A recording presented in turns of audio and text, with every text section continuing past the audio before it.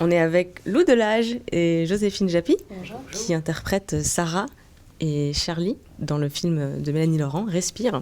Alors, ma première question, en fait, je voudrais savoir si vous aussi, vous aviez connu une amitié toxique comme celle de Sarah et Charlie lorsque vous étiez au collège ou au lycée.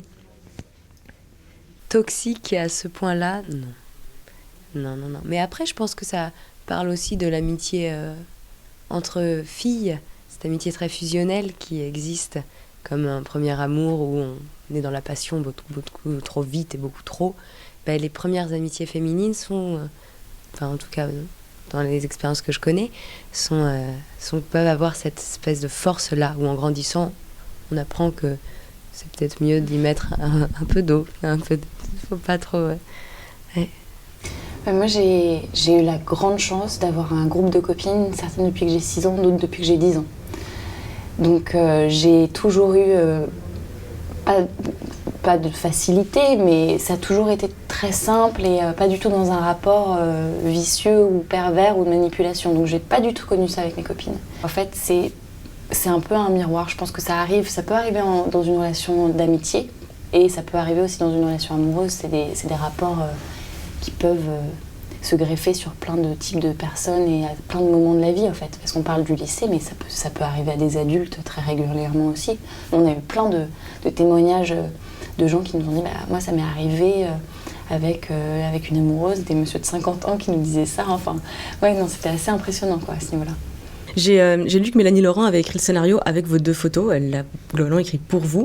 Est-ce que ça met une pression supplémentaire de savoir ça ? Carrément.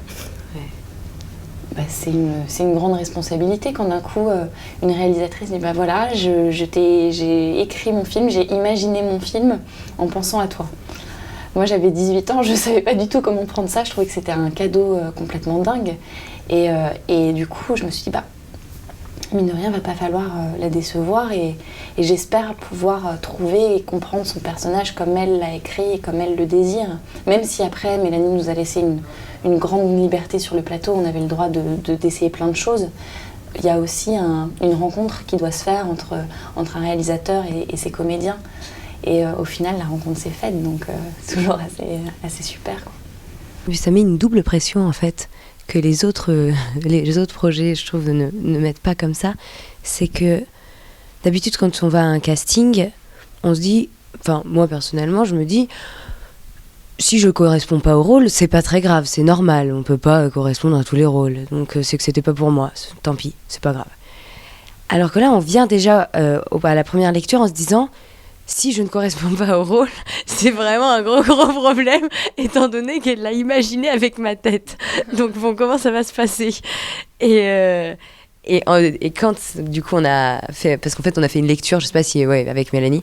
Et suite à ça, au moment du tournage, on se dit, maintenant, là, il faut que j'aille jusque là où je suis capable d'aller, parce que elle peut pas m'offrir ça sans que je lui donne tout ce que j'ai en retour. C'est pas possible. Donc, Quelle est la première scène que vous avez tournée ensemble sur ce film ?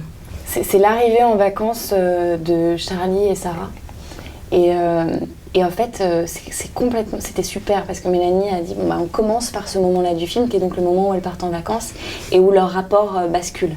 Donc c'est vraiment le moment charnière du film. Et du coup, tourner ça en premier, ça nous a permis de doser tout le reste et de pouvoir garder l'équilibre tout le long du film parce que du coup, on voyait comment on avait amorcé la relation de manipulation entre les deux et on a pu après jauger, descendre, remonter certaines scènes grâce à ça en fait. Qu'est-ce qui était le plus difficile sur le tournage ? Il y a des scènes qui sont extrêmement intenses, enfin émotionnellement c'était même prenant depuis la salle. J'ose même pas imaginer ce que ça devait être sur le plateau. Comment vous avez vécu tout ça ? Moi personnellement, j'essayais vraiment, et ça c'est grâce à Mélanie et aussi à Lou, le travail qu'on a fait ensemble en amont, c'était qu'au bout d'un moment, quand on disait couper, il fallait juste tout couper. Il fallait que ça s'arrête et pas rester dans ce truc de personnage, de manipulation qui peut être très pesant et un peu lourd à la longue. Donc le soir, on était vraiment dans une ambiance complètement différente, on se faisait des petits dîners, on se buvait des coups, enfin heureusement. Mais c'est vrai qu'après, le personnage de Charlie, c'est physique, au bout d'un moment, c'est...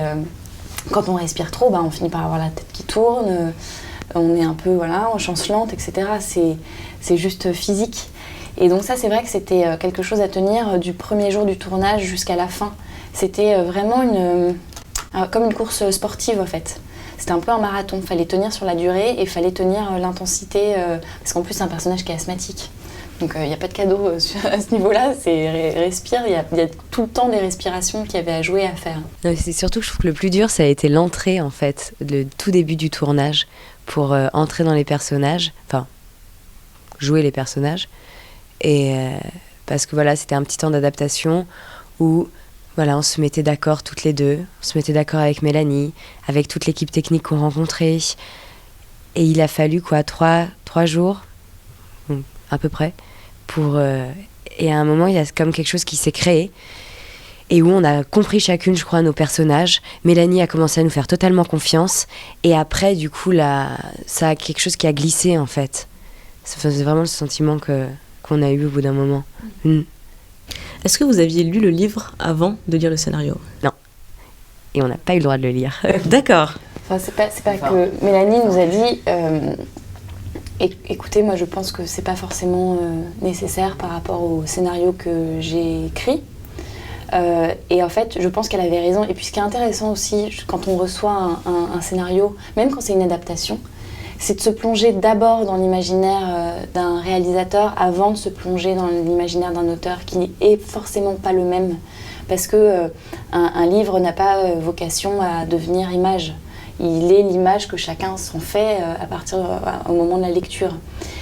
Mais un film, un scénario, ça a vocation à être mis à l'écran par la suite. Et ça, c'est forcément une grosse différence d'approche. Donc à partir de là, je pense que Mélanie avait vraiment raison en nous disant, écoutez, commencez par lire le scénario et voilà. Et puis après, vous lirez le livre. Moi je l'avais acheté à l'avance.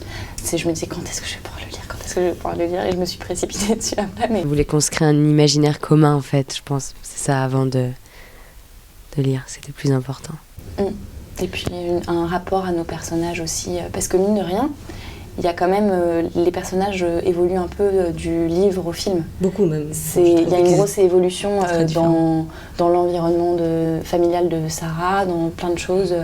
Il y a plein d'évolutions qui sont faites à ce niveau-là, dans le bouquin, même dans celui de Charlie. Enfin, c'est important de voir ça aussi.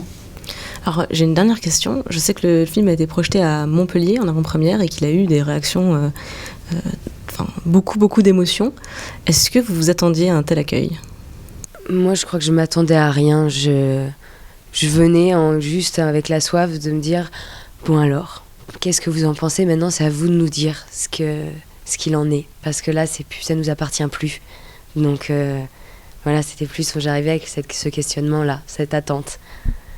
Et ils l'ont bien comblé parce que c'était vraiment un très bel accueil. Oui, et puis il y a quelque chose où d'un coup, c'est assez émouvant.